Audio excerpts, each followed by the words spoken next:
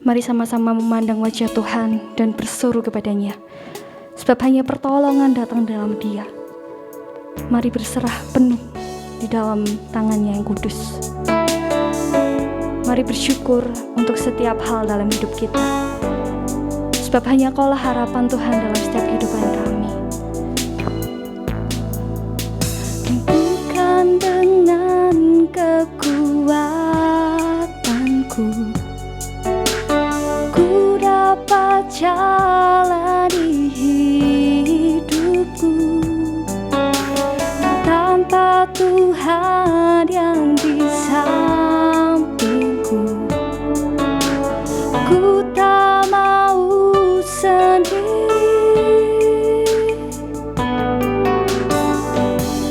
Engkaulah kuatku, yang menopangku. Ku pandang wajah-Mu dan berseru, pertolonganku datang dari-Mu. Peganglah tanganku, jangan lepaskan.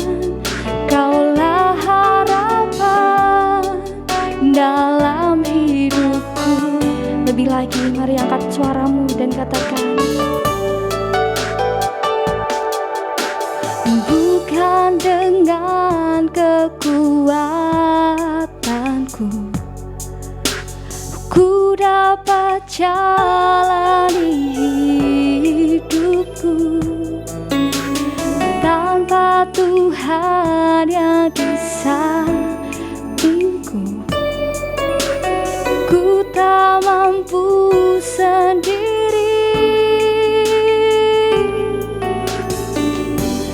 Engkaulah kuatku, yang menopangku, yang menopangku. Ku pandang wajah-Mu dan berseru, pertolonganku datang dari-Mu. Peganglah tanganku, jangan lepaskan. Kaulah harapan dalam hidupku. Ku pandang wajah-Mu dan berseru, pertolonganku datang dari-Mu. Peganglah tanganku, jangan lepaskan. Kaulah harapan dalam hidupku. Lebih lagi memandangnya, ku pandang wajah-Mu dan berseru, pertolonganku datang dari-Mu. Peganglah tanganku, jangan lepaskan. Kaulah harapan dalam hidupku. Kaulah harapan, Kaulah harapan dalam hidupku. Kaulah harapan dalam hidupku. Mari memandang wajah-Nya, mari meninggikan, mari memuji, mari bersyukur atas segala hal yang Tuhan telah lakukan dalam hidup kita. Oh, terima kasih Tuhan.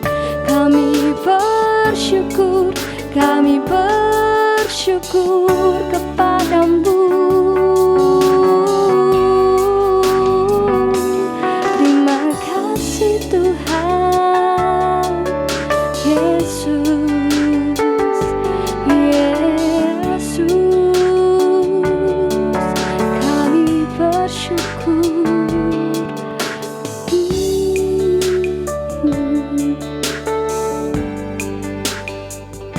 Ajari kami Tuhan untuk terus memandang dalam Engkau Tuhan. Ajari kami Tuhan untuk selalu erat dekat dengan Engkau Tuhan. Dan tiba saatnya Tuhan kami akan mendengarkan sabda kebenaran akan firman-Mu. Berkati setiap kami Bapa.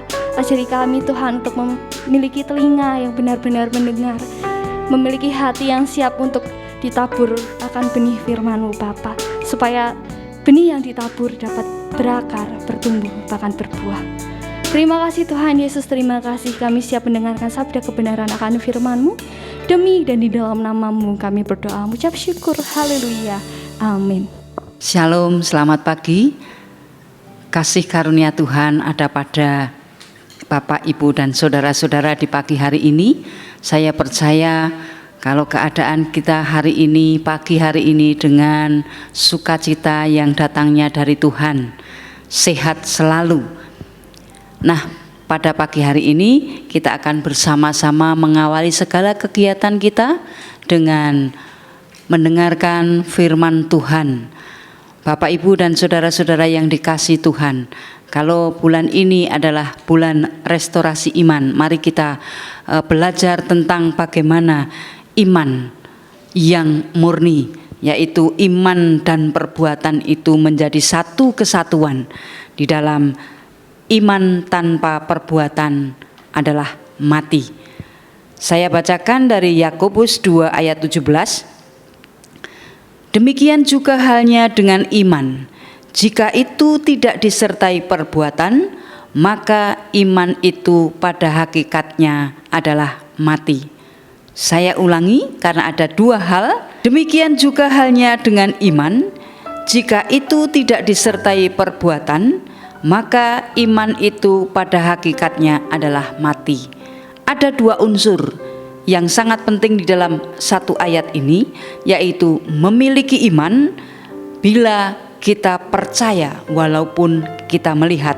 Yang berikutnya adalah beriman taat melakukan kehendak Tuhan. Jadi iman harus disertai perbuatan dan tindakan. Jika kita berbicara mengenai iman tetapi tidak bertindak sesuai apa yang kita percayai, itu adalah sesuatu hal yang sia-sia. Karena iman sejati bukanlah sekedar perkataan, namun harus diwujudkan di dalam gaya hidup kita. Jadi perkataan itu merupakan wujud dari iman, karena disitulah gaya hidup kita akan terlihat.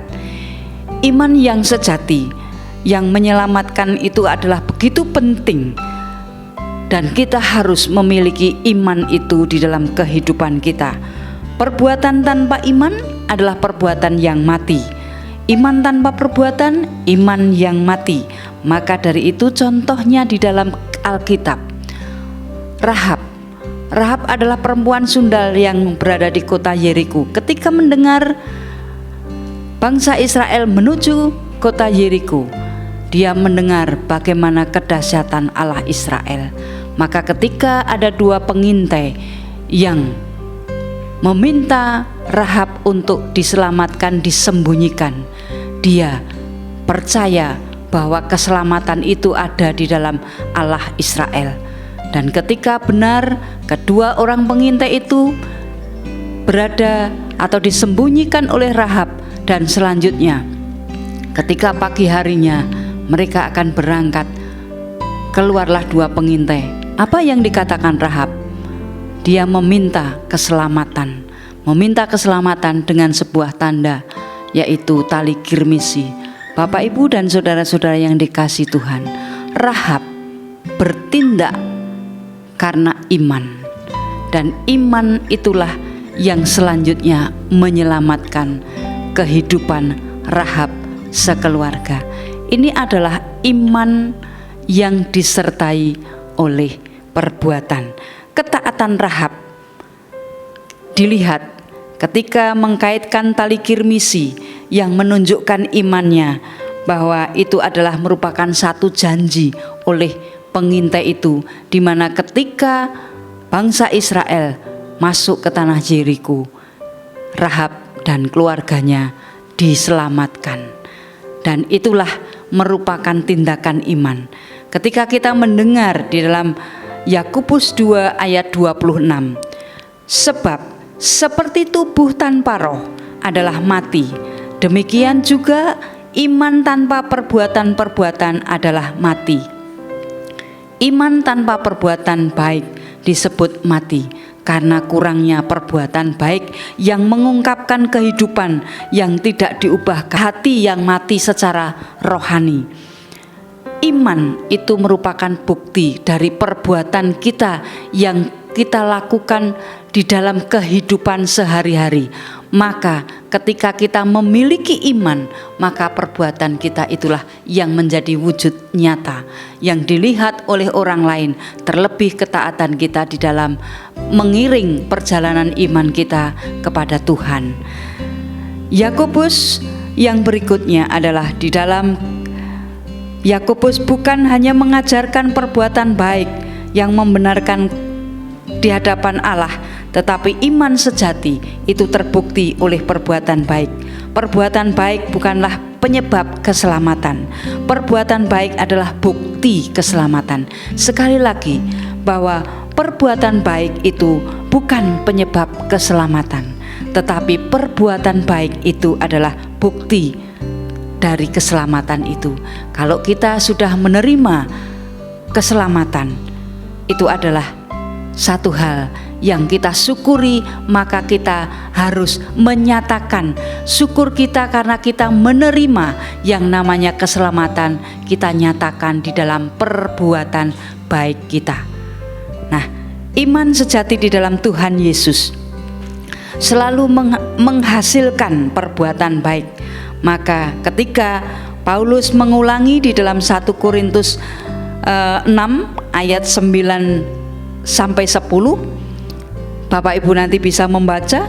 Di situ dibandingkan adalah dua jenis iman. Iman yang berbeda, iman sejati yang bisa menyelamatkan manusia, dan iman yang palsu itu adalah iman yang mati.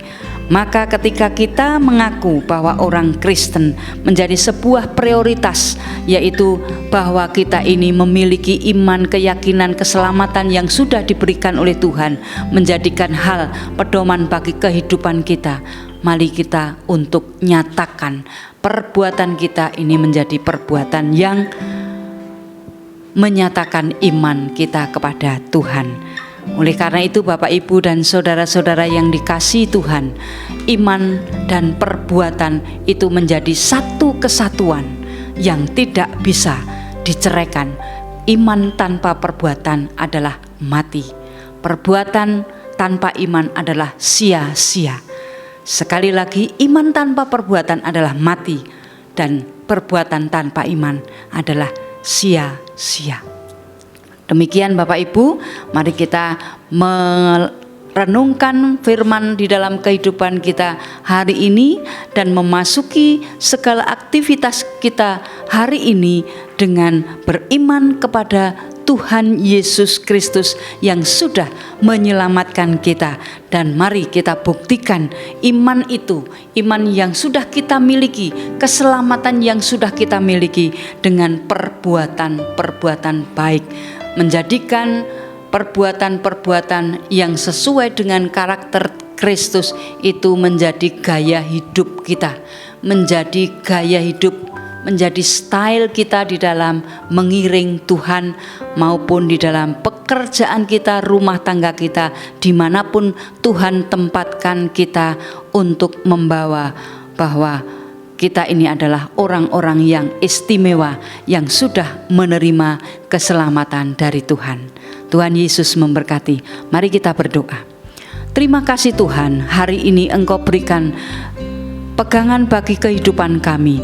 Tuhan, biarkanlah kami memasuki hari ini dengan iman, dan biarlah kami belajar untuk mengungkapkan iman kami melalui perbuatan-perbuatan kami. Tuntun kami Tuhan, tuntun kami Roh Kudus untuk dapat melakukan iman dan perbuatan yang kami lakukan di dalam hidup kami sehari-hari. Berkati bangsa dan negara kami, lindungi bangsa dan negara kami. Di dalam nama Tuhan Yesus, kami berdoa dan mengucap syukur. Haleluya. Amin.